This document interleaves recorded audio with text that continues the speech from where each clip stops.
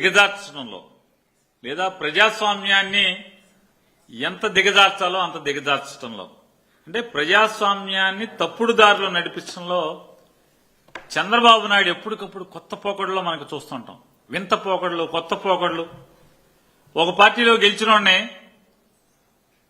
మంత్రిగా తన గవర్నమెంట్ లో ప్రమాణ స్వీకారం చేయటం అనేది మన భారతదేశంలో మనవాడి దగ్గర చూసాం. ఆంధ్రప్రదేశ్ రాష్ట్రంలో ఇవాళ ఎవరైనా ఒక పార్టీలో గెలిచినటువంటి ఎమ్మెల్సీలు మాకు అవమానం జరిగింది, మాకు దుఃఖం జరిగింది, మా కుర్చీ వేయలేదు, లేదా మాకు లోకల్ ఎమ్మెల్యేతో శుభ్రంగా ఉండాలి, మా చెరువు బాగుండాలి, లేదా మా చెరువు జోలికి ఎవడు రాకూడదు, లేదా మా వ్యాపారం జోలికి ఎవడు రాకూడదు, ఇట్లాంటి కారణాలు చెప్పి లేదా పార్టీ మమ్మల్ని అవమానించింది, మాకు ఆ టికెట్ ఇవ్వలేదు, గవర్నర్ గిరి ఇవ్వలేదు, ఇట్లాంటివి మాట్లాడి అవతల పార్టీలోకి వెళ్ళిపోతాం మనం చూస్తాం. కానీ గమ్మత్తుగా ఏంటంటే రాజీనామా చేయడం అనేది ఇంతవరకు మనం ఎక్కడ చూసి ఉన్నాం. అంటే ప్రలోభాలు పెట్టడంలో, మనుషులకి ప్రలోభాలు పెట్టడంలో, డబ్బుకి మనుషుల్ని పదవులు కొనుక్కోవటం, అంటే వాళ్ళ మనుషుల్ని ఫిరాయింపు చేయటం కాకుండా డబ్బు ఇచ్చి అంటే ప్రలోభాలకి గురి చేసి డబ్బు ఎరేసి వాళ్ళ పదవులకు రాజీనామా చేయించి తద్వారా అంటే కొనుగోలుదారులను కూడా తనే రెడీ చేస్తాడు చంద్రబాబు నాయుడు. ముందు పెట్టుబడి పెట్టిస్తాడు, మొత్తం అందరికీ బయానాలు ఇస్తాడు, బయానాలు ఇప్పించి వాళ్ళ రాజీనామా చేయమని చెప్పని ఒత్తిడి. అంటే ఎక్కడైనా ఎవరి పార్టీలోంచి వాళ్ళు వెళ్ళిపోతే ఆ పార్టీ వాళ్ళు కాగితాలు ఇస్తారు, ఈయన్ని డిస్క్వాలిఫై చేయండి, ఈయన్ని డిస్క్వాలిఫై చేయమని చెప్పని స్పీకర్ చుట్టూ కౌన్సిల్ చైర్మన్ చుట్టూ తిరగడం రివాజు ఇంతవరకు భారతదేశంలో. గమ్మత్తుగా ఇక్కడ ఏంటంటే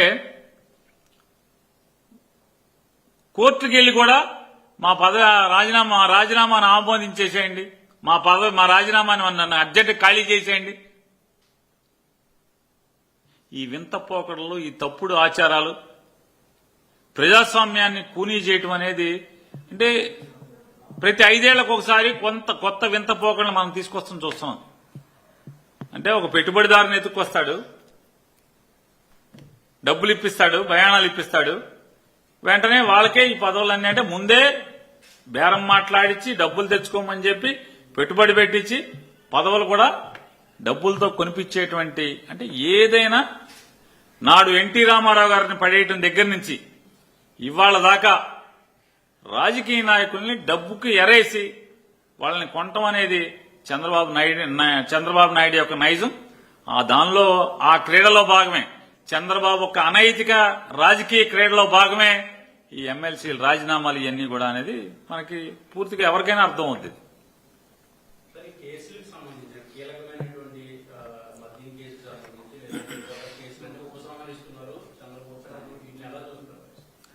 ఎలా చూస్తుందండి?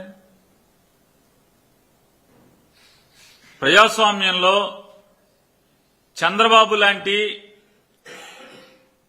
తప్పుడు ఆలోచనలు ఉన్నాడు, చంద్రబాబు నాయుడు లాంటి దుర్మార్గమైనటువంటి అంటే ప్రజాస్వామ్యం గాని చట్టాలు గాని ఏమంటే విలువలంటే గాని ఏమాత్రం లెక్కలేనటువంటి వ్యక్తి ప్రజాస్వామ్యంలోకి ఇలా వస్తాడని కూడా ఎవరు ఊహించుండరు రాజ్యాంగం రాసినప్పుడు.